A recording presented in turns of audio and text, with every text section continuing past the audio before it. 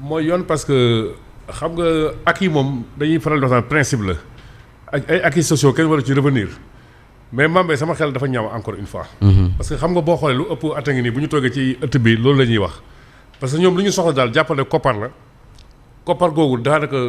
suñu comprendre man damaa jàpp ne est-ce que mi ngi fi sax mën nañu poser question bi. léegi bi sama doole jeexee mooy ki la di Al Amin Lo parce que souvent dama koy citer c'est le maître des horloges loolu la nar bi wax rek mi ngi ko déggee ñaareel ca berkel ga moom demoon na ba egg ci ne am na accord yoo xam ne nii daf ko junj mais li muy wax nii xam ne li ñuy suggéré que ne signé nañ ko ak Macky Sall ñoom duñ ko mën a respecté daal parce que noonu la ko suggéré bon mën na ñëw leeral pensée bi après mi ngi ko waxee ci RTS parce que nee na xaw ma ay affaire démagogie la affaire politique moo taxoon xam nga te loolu xel mënu ko jàpp xam nga parce que comme ni ma la ko waxee état continuité la léegi ak ñoom bu ñu faloo ba tey boo xoolee jàmbat gi moo ëpp ay marge budgétaire et financière quasi inexistante xaw ma réduite lu nekk lañ koy waxee xam nga donc globalement état la boo xam ne bii dafa wan sénégalais yi na ñoom amuñu pexe pour wut xaalis amuñu pexe pour satisfaire li nga xamante ne moo di seen préoccupation mais ginnaaw ba premier ministre léegi bon mi ngi woote waxtaan parce que daaw gis démarche bi xam nga ñu koy def ay dialogue ak yooyu noonu ñu koy gën a def bu njëkk bon tout était musculaire nappaate xuuxal du ñu def lii bon comme ñu ngi woote waxtaan te réew mi tam ku fi nekk jàmm rek ngay ñaan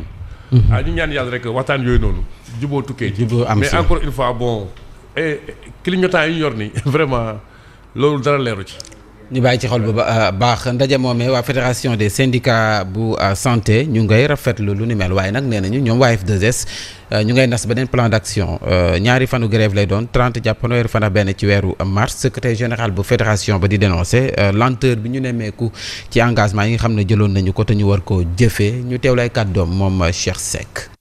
bu weesoo benn rencontre boo xam ne directeur de cabinet bi moo ko présidé beneen rencontre bi c'était au niveau de la fonction publique et amuñu temps pour finaliser yenn points yi ba nu stabiliser ko ñuy attirer attention à l'autorité muy le premier ministre di ko xamal ni aussi su fekkee dana bëgg a waxtaan li mën a tukkee comme nañ ko defee woon ci pacte bi ñuy waxtaan ba signé accord bi ñu defaat ko nu demee noonu pour que li mën a nekk ñu wax ko daa waroon nañu recruter 3500 respecté wuñ ko ren la même chose bien que nag nee nañ dinañ jël 2500 ñu koy refatu mais ñun dañ ni mënoo woon am ay nit ñu nekk ay médecins ay infirmiers sages-femmes ñoo xam ne depuis fukki at yaa leen waxoon dama leen di contractualiser dugal leen nga ni heure boo xam ne yëf yi damay recruter yéen laay recruter en priorité ñu ne nan régulariser ñooñu avant ñuy wax avis d'appel dinañ def nag grève le 30 et le 31. muy bànqaasu wér-gu-yaram bi également ñoom it ñu ngi seen plan d'action donte nguur gi mi ngi jéem a woote ay ndaje. Actuellement ça fait mal partout au Sénégal. màgget bu feebar la xool laa rek. voilà day métti quoi que ça soit dans le domaine de l'éducation que ça soit dans le domaine de la santé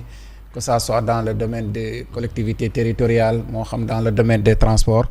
daanaka daal fépp a métti fii ci réew mi léegi nag premier ministre sûrement il s'est rendu compte que menaces yi moom ça ne va pas prospérer avec ces gens-là. syndicalistes yi moom bu dee menace rek nga ñëw ba ci ñoom di les menacer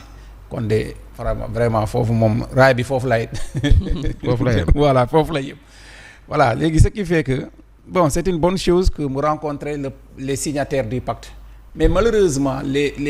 malheureusement pour les autorités ñu nekk en mouvement actuellement 99% ne sont pas signataires du pacte ce qui fait que pacte bi d'abord depuis le début ne les engage pas. Le G7 avec tous les syndicats d'enseignants les plus représentatifs même ceux qui ne font pas partie du G7 moom ay genre SADEF ay OIS ay SUDES ñoom ñëpp ils ne sont pas signataires ànduñu ak pacte de stabilité bi. Ça c'est le secteur de l'enseignement boo demee dans le secteur de la santé ànd gësam bokkul ci pacte bi ak feneen ñoom tamit bokkuñ ci pacte bi waaw mais léegi finalement ça va servir à quoi ñee nañu tout ce qui sortira de cette rencontre d'aujourd'hui du leen engagé qu'est-ce que ça va servir à quoi Cheikh Diop maa ngi koy interroger avant-hier Cheikh Diop de la CNTS FC il est signataire du pacte mais nee na tout dépendra de ce que les engagements qui seront pris les engagements fermes qui seront pris mais ñoom le front syndical pour la défense des travailleurs ñu ngi maintenir seen plan d'action bi lan la ils ont tenu une conférence de presse marche nationale moo ci kii ak grève nationale te barke Dembo Ndiaye rek am na ku bokk ci ban syndicat Sutelec le secrétaire général moom il a opté pour la radicalisation Habib Aïdara nee na il est temps que les centrales syndicales passent à l'acte passer à l'acte mooy lan mu définir que mu ne 1 jour de grève pour que le gouvernement se ressaisisse mun a ressaisir mais bu ñu demee ba foofu 1 jour de grève au Sénégal yàlla ñu yàlla musal 1 jour de grève dina doy waar de dana doy waar loolu ONG Horizon Sans Frontières moom la leen metti moo di 18 supporters yi nga xam ne seen procès bi ñu bëggoon tëggaat démb dañu ko daxaat ba fanweeri fan ci weeru mars le 30 mars ba Boubacar Sèye nee na faw nguur gi nag xoolaat taxawaayam jëm ci digganteem ak Maroc ñu teewlu ay kàddoom. man nag dama jàpp ni mbir mi dafay nuru leneen parce que nag ñi ay supporters lañu rek yu demoon di supporter seen équipe ñu gagné boobu ba léegi ñu téye leen fa seen i mbokk nekk ci njàqare ce nouveau report nag damay wax ni c'est un signal extrêmement préoccupant du dëgg tamit du yoon bu ñu waxee dëgg rek parce que nag am na loo xam ni xaju fii mais day nuru daal ni les autorités marocaines daal ñoom mbir mi lu leen neex daal lañ ci fas yéene def dama jàpp ni daal fii dox jàmm amatu fi bokk de la part des autorités marocaines loolu nag il faut que Sénégal mu xoolaat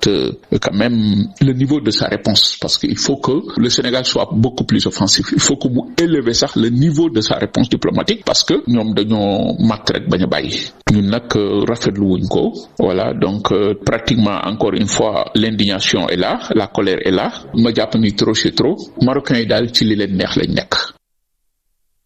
dikkaat ci njiital rassemblement pour la vérité Cheikh Oumar Diagne lay wuyoo xam ngeen ne dañu teg ay daan ci aw ndoddam sursis waaye it juróom benn weer yoo xam ne du ko tëdd ak 500,000 yu nga xam ne daf koy génne diffusion de fausses nouvelles la ñu ko doon toppee démb nag da doon janox taskatu xibaar yi dikkaat ci crise économique bi ñu nemmeeku fii ci réew mi waaye it nguur gi promesse yi nga xam ne defoon nañ ko ci campagne bi Dame Ndiaye lañ ciy àndal. leen jàngal Hizbut Bahri waaye dakkal na ko ngir di leen ko jàngal. Ce pays il est en danger. la xaw ma ndax yéen a ngi jël l'ampleur des dégâts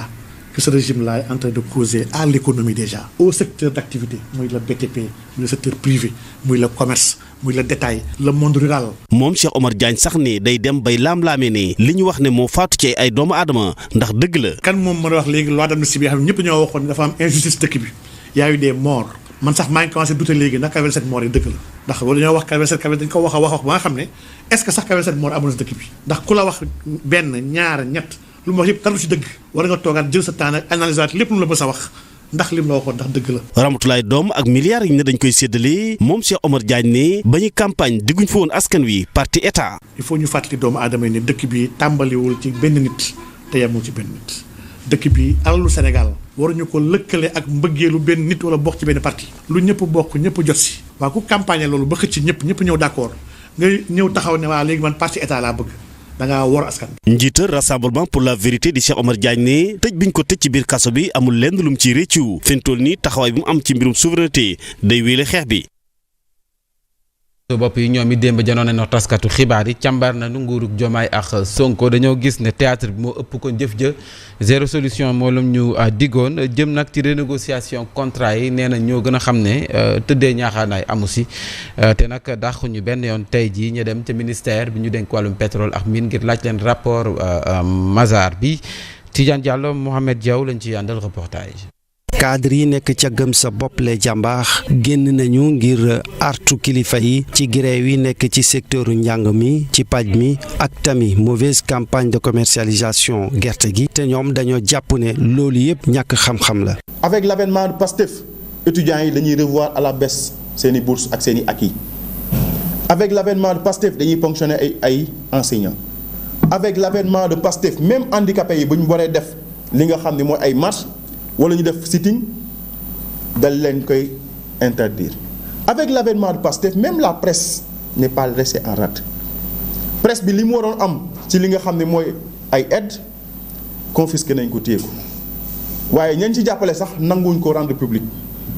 c'est-à-dire toujours c'est l'opacité dans la gestion. prévoir nañu ngir dem ca ministère des finances ngir réclamer rapport yi. sur instruction du président Bougane daañu déplacé wu. dem fële ci ministère des finances de l'économie dem fi nga xam mooy ministère des mines et de l'énergie pour demander rapport yi nga xam ni moom la Ousmane Sonko wax ni def nañ ci ay renégociation wala def nañ ci ay résiliation de contrat yoo xam ni moom dafa wax ni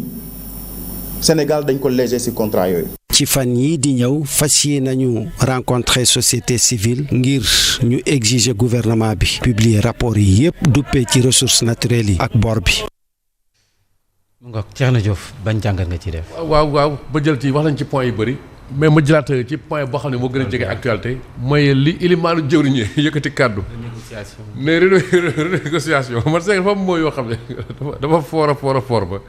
léegi pour rek foofu Mame Mbaye ñëwaat daal xam nga wax nañ ci temps yi passé mooy entreprise yu mel noonu yu mag yooyu di ñëw fii bon contrat yi souvent dañuy prévoir ne bu ñu amee problème dañuy dem tribunal arbitral mooy dañuy dem bitim réew ñu àtte ñu léegi nag loolu jarul ay takk rajo ak yooyu naan ñi ngay xamal lan ñi ngay renégocier ak yooyu noonu administration c'est écrit parce que li ma jaaxal ci ilimaanu jori moom lu ci ëpp dafay wax alors que l'administration est écrite c'est lui le chef de l'administration en tant que premier ministre mooy chef administration xam nga ci nomenclature bi donc na bind rek après dem fu mu war a clamer mu clamer mais Mame Mbaye loolu doo ko gaaw a gis xam nga lu tax doo ko gaaw a gis ñoom lu bëri bi ñu nekk opposition xam nga wax nañ la ko ci pétrole bi kii naan la Sénégal li mu am ci gaz Qatar amu ko wala pétrole xam nga kooku ay waxam vraiment noo ciy dóoree sa doom waaye dafa jàpp gars yi ndax leen ndax ba léegi nag mbaamu ngelaw boo koy mujjee il faut que sénégalais yi nangu ne waa ji da leen nax il vous a eu ngeen jël wax yoo xam ne bu ngeen koy wax sax xam naa suñu voisins yi nekk ay Côte d'Ivoire ak yooyu ay Mauritanie reetaan daf leen di jàpp sax quoi xam nga ci mais est-ce que ça va parce que xool Mauritanie ak Côte d'Ivoire li ñu am ci ay gaz dégg nga fa ay procès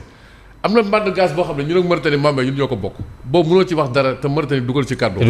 et cetera parce que foofu 50-50 la xam nga dañ ko séddoo woon et cetera